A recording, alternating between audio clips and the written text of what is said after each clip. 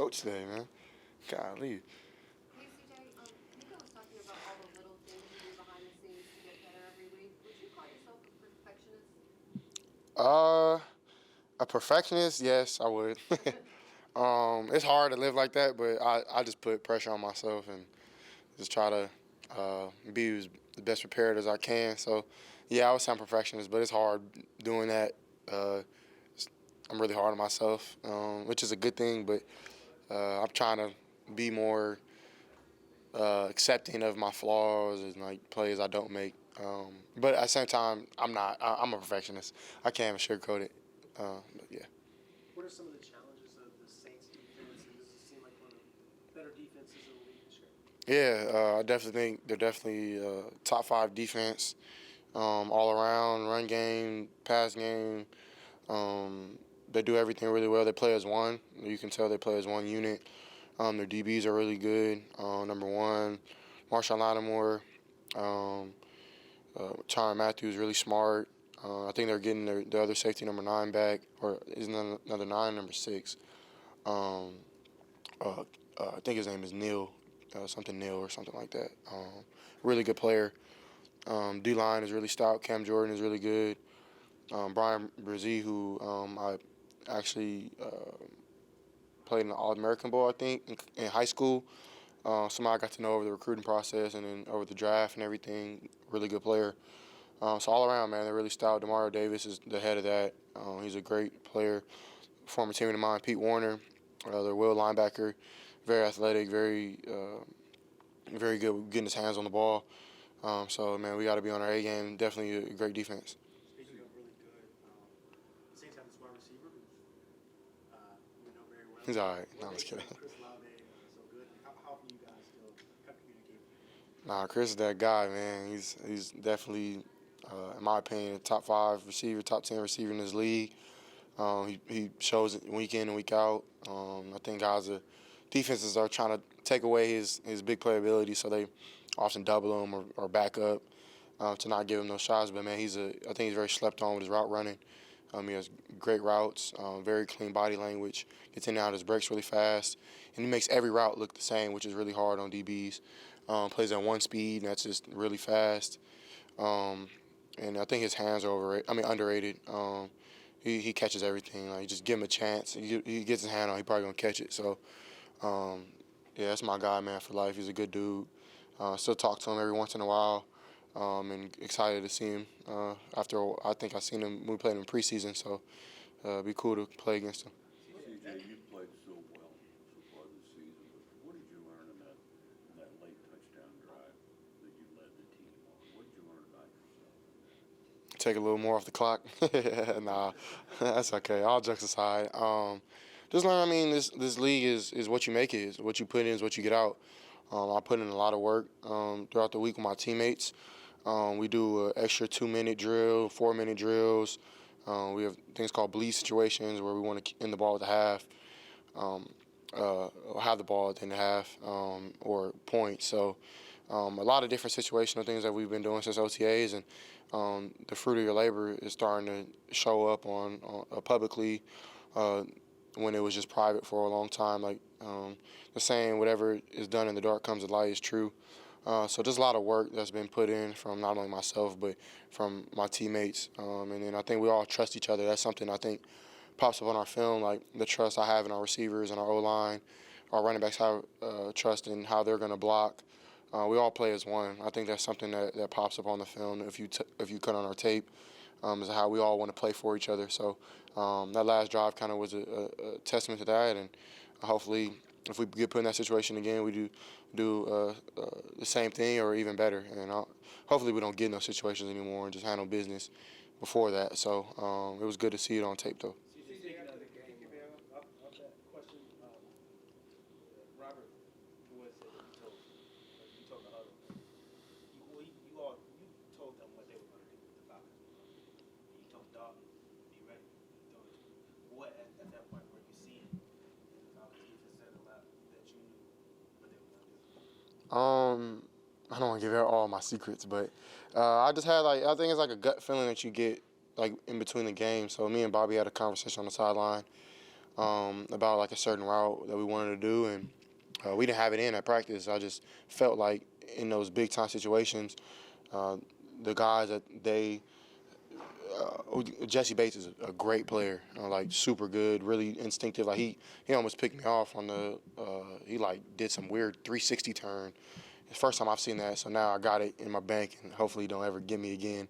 But playing against him like keeps you honest, and I knew that he was going to try to make the play of the game and try to take it away. But like previous film study, I was watching film on like a big time third down situation, and just seeing that they were in like this quarters matchy like uh, cover four look, and I told Dalton to do a certain thing in his route that I thought would get us not only the first down but a touchdown. So we were on the same page, and I'm literally trying to like break down exactly what I want from him in the huddle.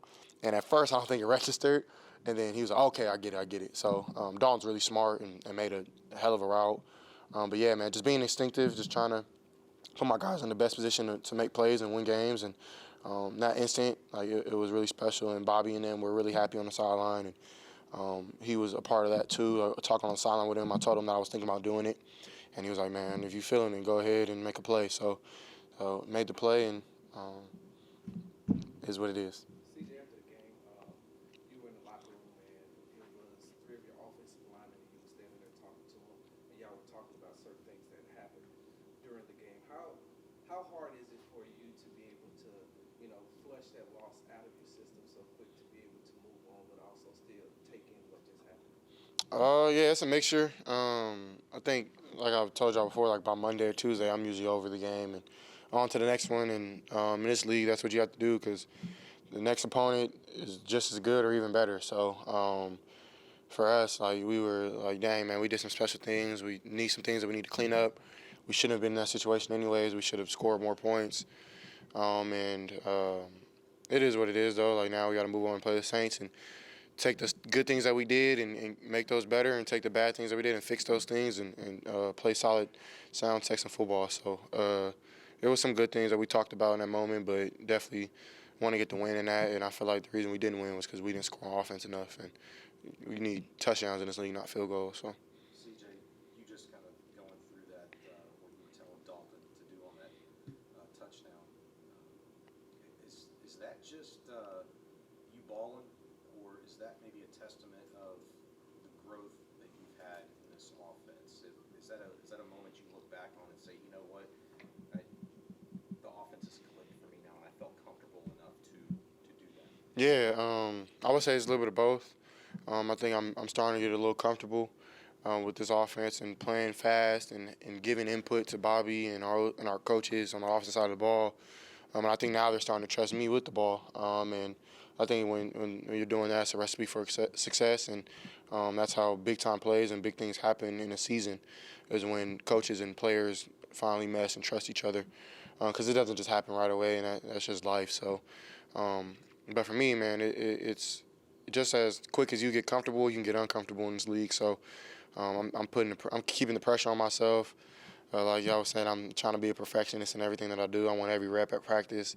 I want to do a full speed. I don't want to take anything off. And I think like back to my routine is what's going to get me to play better and be better in certain games and situations. So yeah, it's a little bit of everything. Just getting to feeling like myself again, playing this game at a high level really fast, and helping my guys around me. I think that's my biggest job, is to make everybody around me better. So a little bit of both. Hey, CJ. Couple more guys. Hey, CJ, two-part question. One, what did you know about John Mechie before you got here? And two, what has it been like just getting to know him personally as a teammate? Yeah, Mej's my guy, man. Dude's hilarious. Like, that's my brother. Somebody who reminds me of like the type of attitude and swag we walked around with at Ohio State. Just like, man, we can't be like messed with. Like nobody can be on this field with us and even touch us.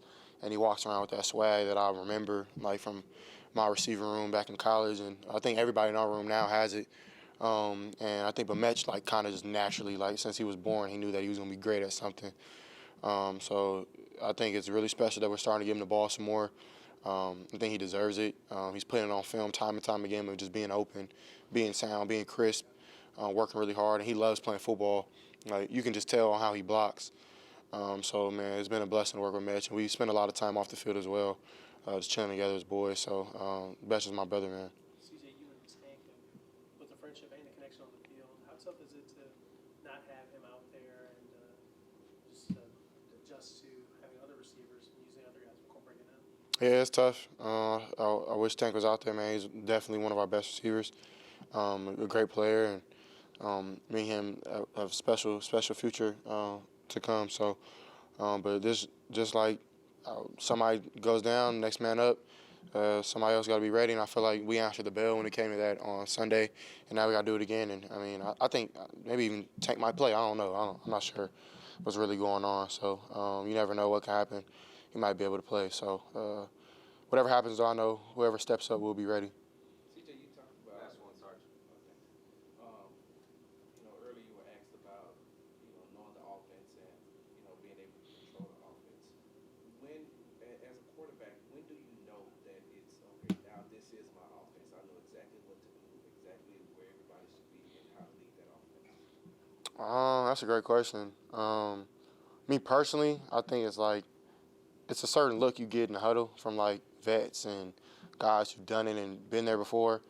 Like for me in college, like I remember starting off, we were really good and we ended up losing to Oregon, and I still played decently in that game, played pretty well, and I remember like still getting hate from it, and guys like would like just rally around me, and I was like, all right, man, like this is my offense, like, I got this. And then now, like in this offense, like when I get in the huddle and I'm saying the plays, like guys are looking me right in my eyes. Like it feel like they trust me more than they did maybe in the preseason or like week 1, week 2. So I definitely think like when you put it on the field, that's when like guys in the building and the organization and front office, the coaches, the players, like everybody, even the chefs look at you different. So.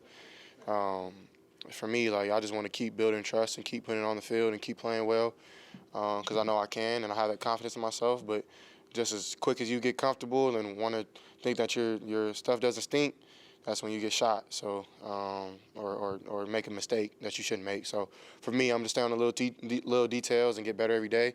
But yeah, I think that's what I've been feeling, just more trust from everybody. Can I ask this quick one? How close seems like y'all are getting David to break I hope so soon, man.